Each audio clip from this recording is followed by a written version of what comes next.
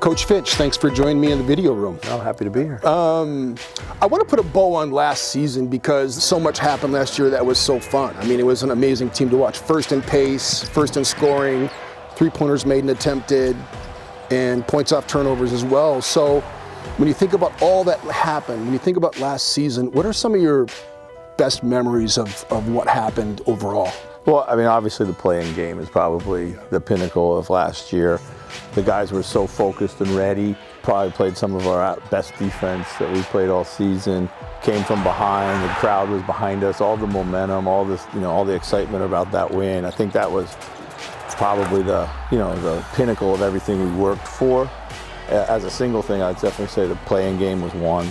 And then just some other moments that really stick out from me, like, it's gonna sound crazy, but the pajama flight. Like, when we gave those guys the pajamas and how excited they were, and they all loved it and bought in, I was like, wow, this team is unified. They really enjoy each other. It's been one of the fun things getting to know you, Finchy, is that you like to have fun. Glenn Taylor has the annual, lasagna dinner down in Mankato, and you show up, everybody's got a lasagna t-shirt on. It's little things like that that help bond a team together and help them do the things you're talking about. Yeah, I believe so. Like, we have a common experience, right? Like, we're going through this thing together, and sometimes it's just little moments or symbolic gestures that said, hey, like, let's all put aside, like, our individuality, our personal pride, our insecurities, whatever it is, and let's lean into these things. And this year I thought, hey, no better way to do it with a little statement. You had the best T-shirt, by the way, and I know that you're going to actually give me one of those T-shirts. We got one on order for you. I'm so pumped about that. I think that you look at how the season ended. What did you learn from the Memphis series, and what did you think the players learned from that? Because it was a big time learning experience for everybody. It was. I learned a couple things. The better team won. Like, they were more seasoned, a little more mature than us.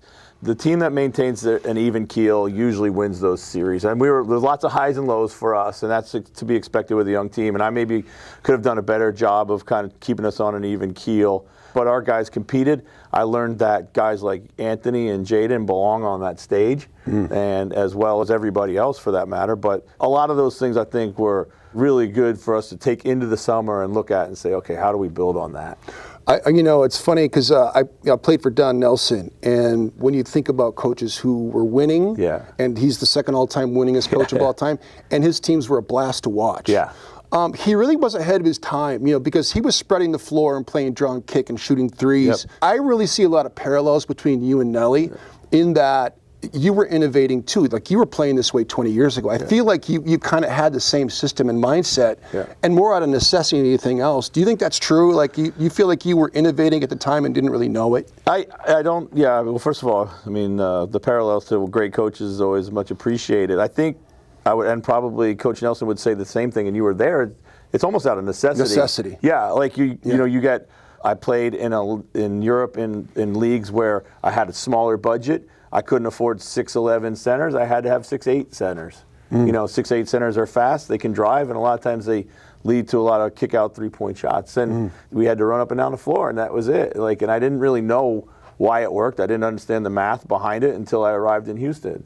And I sat down with that staff and Daryl Morey and all of his guys, and they're like, "You've been doing this for years, and this is why it works." One of the biggest shots in the arm to my career, because they just said, go for it. And you don't usually get that in coaching. Like, we tend to be by nature more conservative. We do what we know we've done before that tends to work, Not often do you have people asking you to push the envelope. I saw you said this, and I think it's a great quote. You said that you want to be remembered as a winning coach who created teams that people want to watch. Yeah. What do you want to watch in basketball? Yeah. Like, what do you want to watch? I want to watch those teams that play really, really hard. I mean, when you walk into a gym, you can tell this team's playing hard, To me, the most exciting aspect of basketball is passing.